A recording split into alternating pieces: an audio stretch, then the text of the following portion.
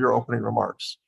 Thank you, Mr. Chairman. And I want to say welcome to our witnesses. And you know, we are here today to discuss violent extremists among veterans. The important word there is violent. Something that seems extreme in Southern California might be commonplace in other parts of the country. That doesn't make it wrong. The First Amendment gives us the freedom to hold and express beliefs and opinions, regardless of how extreme other people might think they are.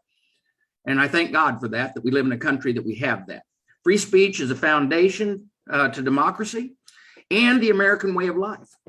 The way service members and veterans have fought and died over the last 245 years for this free speech must be protected. You know, I will oppose any efforts to restrict it. It is every veteran's right to have an opinion, even one I find radical. However, if that opinion is acted on with violence, it is another thing altogether. Violence cannot be tolerated. It is an undemocratic and anti-American. And we have seen political violence from across the political spectrum over the last several years. For example, there were devastating riots in several major American cities last year. Those riots did incredible damage to people and property. And they led to the calls to defund the police and led to rising crime throughout the country. There was also the riot on the Capitol on January 6th.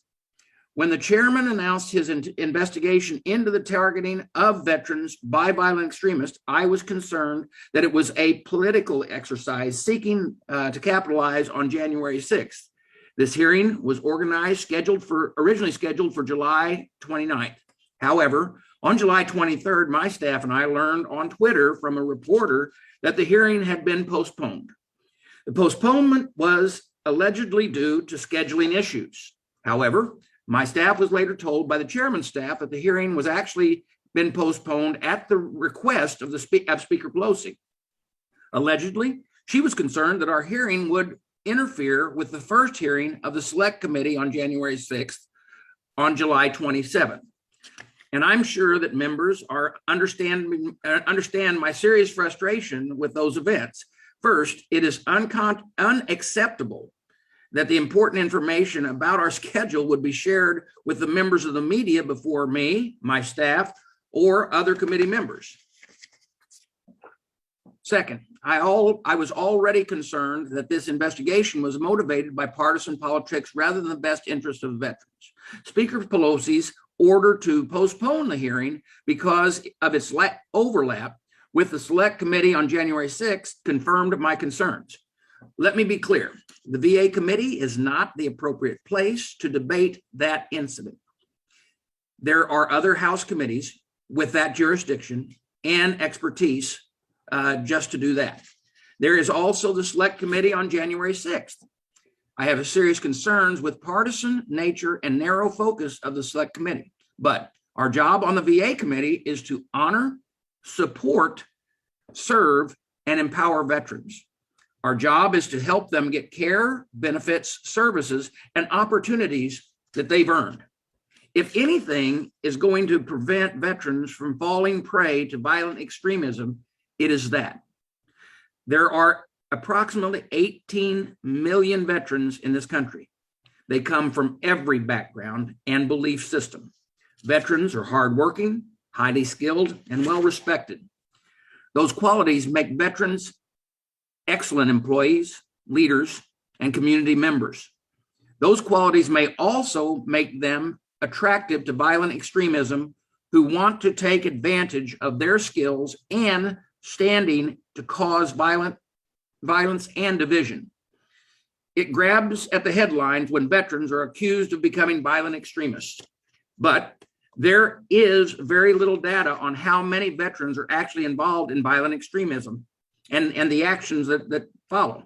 And there is no question that the vast majority of veterans are law-abiding peaceful. We cannot let a few bad apples spoil the whole bunch. There is already a false but persistent narrative about veterans. It says that they're sick, broken, dangerous, so-called a ticking time bomb. What is actually dangerous is that stigma. and I am concerned that this hearing will spread it. That stigma makes it harder for veterans to find jobs and to seek help if they need it. Most importantly, it is also false. We know that a lot of violent extremism takes root online.